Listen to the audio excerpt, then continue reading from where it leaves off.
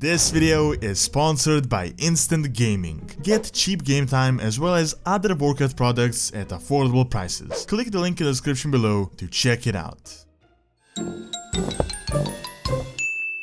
Hello guys, this is Doran's Movies and welcome to the 16th episode of the Big Q&A. As always, this video will have a bit of a channel related talk section and then a lore section, and everything is timestamped in the description below, meaning you can skip to the sections of the video that you want to see, so if you're not interested in the channel stuff, you can just listen to the lore. So, without further ado, let's get into it. Well, in regards to the channel stuff, there isn't that much going on from the previous Q&A. The channel has been doing very well this month, and a lot of that has to do with the release of Battle for Azeroth, which is obvious, and I've recently made a lot of Alliance Horde videos. That's kind of a current topic, so no wonder they're doing good, but hopefully I will be making more Battle for Azeroth related content. I got some ideas for the Zandalari, for the new old god that we learned about and all that, so there's gonna be a lot of interesting videos and there are a lot of interesting ideas that I'm working on. Now, I will also be making more of these how powerful are videos, because for me it is kind of a new format. I mean, it's not new, but I've been doing it for a few years, but it's very different from just a lore lesson, because it's like a lore lesson plus some speculation, and there's also room for discussion, my own opinion, and then a lot of people say their own opinion and all of that, so it's definitely more like a discussion instead of a lore lesson, but you also learn the lore because I make like a lore section at the half of the video, or before like I did more lore than I did how powerful they are, but currently it's like mainly 50-50, it's like half lore and then half how powerful they are. Now, in terms of other things, I finally decided to actually start a new channel. If you've been following me for a while, you know I've talked about this so many times. I even talked about this on stream when I streamed like a few years ago, and I've been doing this pretty much since 2014, saying I'm gonna open a new channel, but nothing really happened yet. So with all the wait, I decided to stop worrying about all the minor things, how this is gonna work out and all that, and just get into it. Of course, I'm not actually going to rush it on me, I'm opening it right now, but it's definitely in the progress and I'm definitely going to open it. I plan to have some videos prepared before the launch, so it's gonna have like 5-6 videos of a few different formats, so you can see what it's going to be about. I also have an artist working on the channel art, branding, new intro and all of that. It will actually be sort of a part of this channel with the same logo and brand. I'm not going to open something completely different. I don't want to abandon this channel for the new one, and I kind of want to make it more like a network of channels under the same Doran brand. Now, I kind of feel stupid for not naming this channel Doran's Gaming. I feel like that would have been better, because Doran's Movies, I'm not really talking about movies, but that's a different topic for a different video. Now, the channel is going to be about real-world history, most likely focusing on the Roman Empire and World War II, as well as science. I still don't have all the formats figured out, but I'll try to keep it similar to this channel, the way it is currently going. So, for example, instead of doing like Roman History Lesson 1 50 AD, I'm going to be making videos like most powerful Roman weapons, top 5 most powerful commanders, how the Romans lived and all of that. It's going to be like discussion videos, but very formatted in a way that you can kind of learn a lot. It's all gonna have sources. I'm not gonna just make up or like read the wiki pages. It's gonna be sourced, but it's gonna be condensed in very interesting videos. Now, in regards to science, I actually have planned to do something with the whiteboard, and it should be pretty interesting. It's going to be recorded with an actual camera. It's also not going to be boring science lessons, but instead more of like applied science to the human body, mainly to the human body, short and entertaining videos providing value. So, for example, like how caffeine works for your brain, or how proteins work and all of that. I'm still planning it out, but it should be pretty interesting. Anyway, the process is still happening. I kinda know what I want to do, but there are a lot of things to still consider. First, the formats of the videos, how long they will be, how I will edit them, how to get the footage. The footage is actually a very tricky part compared to this channel, because with World of Warcraft you can just record the game and be fine, use Warcraft music, but when you're talking about real world things, you can't just use any photography or art, as a lot of it is copyrighted, and I also don't have the time to make everything myself and animate it, nor do I currently have the skill to make that animation very professional, so I will need to figure out some format where the videos will look professional, but they won't take too much time to make, because I also want to keep the schedule for this channel as it is. Now, I will talk about this channel in the future, and I'll actually make a video once I make it, but I would really appreciate it if you guys would support me on this, as it's going to be a really big leap and a risk, and it's super hard to start from zero again and build up a channel that works, especially now when like it's gonna be 2019. YouTube is very saturated at the moment, so I have to really figure out a way and really put myself out there to make this work. However, it is something I'm really passionate about and something that I've been meaning to do for years, and really I just want to get it started already instead of constantly contemplating and then not doing anything. So I will keep you guys updated on that. Now, in terms of channel stuff, there really isn't much else to talk about, so let's get into the lore. The first question is by Crusader Genoviva Siva Polar or Seva Polar. Do you think we can get Vrykul on the Alliance side and Ogres in the Horde side, possibly before Battle for Azeroth, as Ogres and Vrykuls aren't recolors, reskins, therefore not allied races? Or do you think there's gonna be a new class after Battle for Azeroth? Or what do you think will happen? Could lore deny any chances we could see Ogres and Vrykul becoming playable? Well, definitely not in Battle for Azeroth. They already added all these other races and sub-races, allied races. However, I could see it becoming a possibility in the future.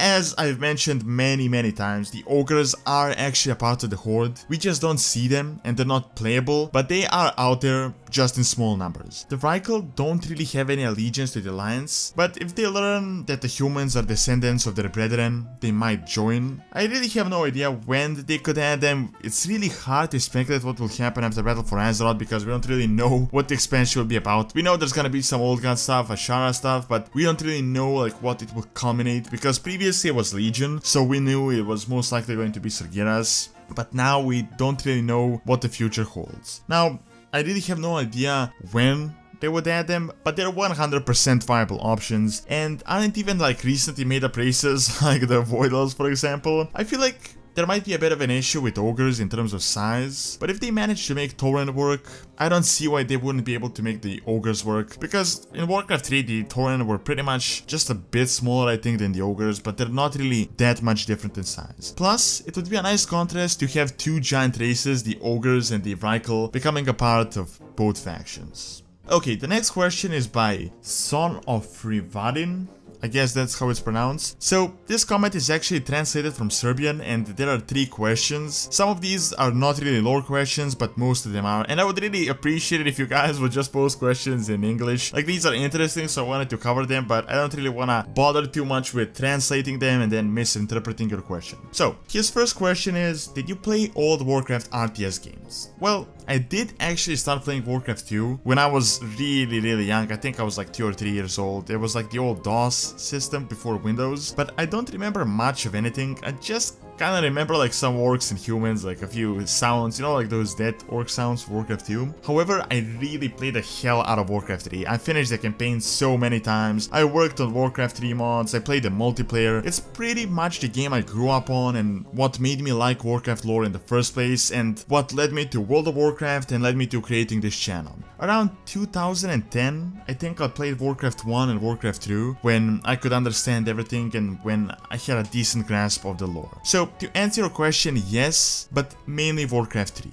Okay, his second question is, if they made Warcraft 4, what would it be about and which events would you like the game to focus on? Well, I would definitely like this very much. There just hasn't been a good RTS game for ages, and StarCraft is pretty much dead nowadays. Not really as a game, but as the esports scene and all, so it's not really nearly as popular as it was back in like 2012. The RTS genre is not really that popular anymore as well, and I think Warcraft 4 could really revive that and really make a new esport, like a Warcraft 4 esport possibly, that's because Warcraft 3 is just so popular and it's one of the best RTS games out there. It's still played today. It's like a 16-17-year-old game, so I think it would make a big contribution. In terms of what I think the game would be about, To be honest, I would like to see some event in the past, and I think it would really work well with World of Warcraft still being active. If they made Warcraft 4 with the current events of World of Warcraft, that would be kind of strange and kind of impossible, but if they made other lore events, it could be very practical. For example, they could feature a few campaigns and like the Void Lords attacking those Ethereals, or the War of the Ancients, or the Orcish attack on the Draenei back on Draenor, or the old Night Elf and Troll War, or the Humans, Troll and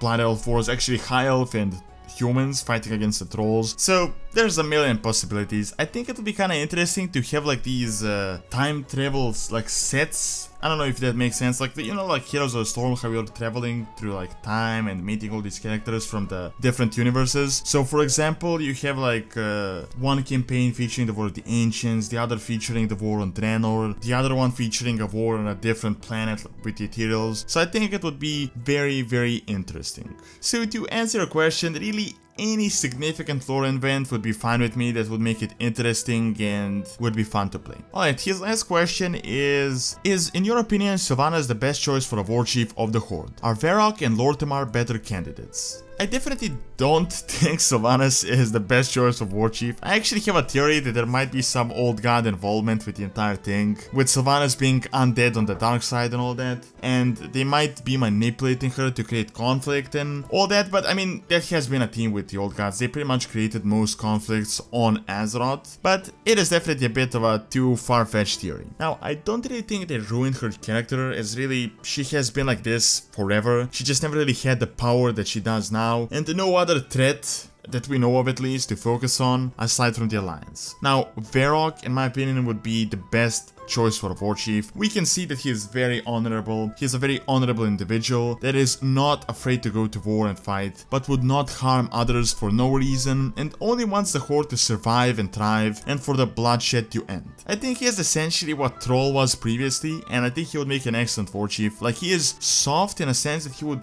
be diplomatic, but he is very hard as he went through all these wars and conflict and seen like the good and the bad side of war and all the terrible aspects of conflict.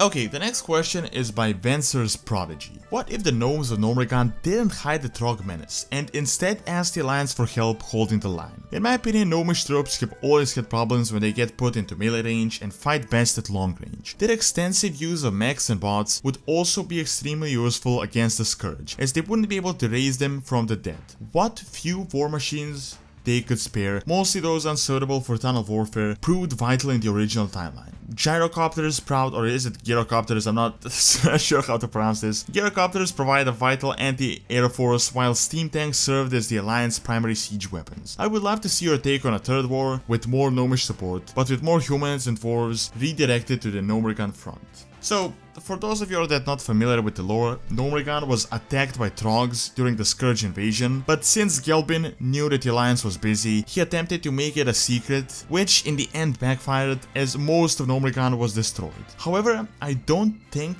much would have changed. Gnomish technology was powerful back then, but not as powerful as it is now, and you need to remember that gnomes were and still are very small in numbers. Their contribution would in no way make so much of a difference that the outcome of the entire world would change. Maybe Gnomeregan could have been held, but I don't really think the Alliance would have many troops to spare because half of the Alliance was pretty much destroyed. Maybe the gnomish machines could have helped a lot more, but I doubt it would really stop the events from unfolding as they did. Also, most of these machines are not automatic, but instead are operated by gnomes, so they would still be susceptible to mind control and all sorts of necromantic magic.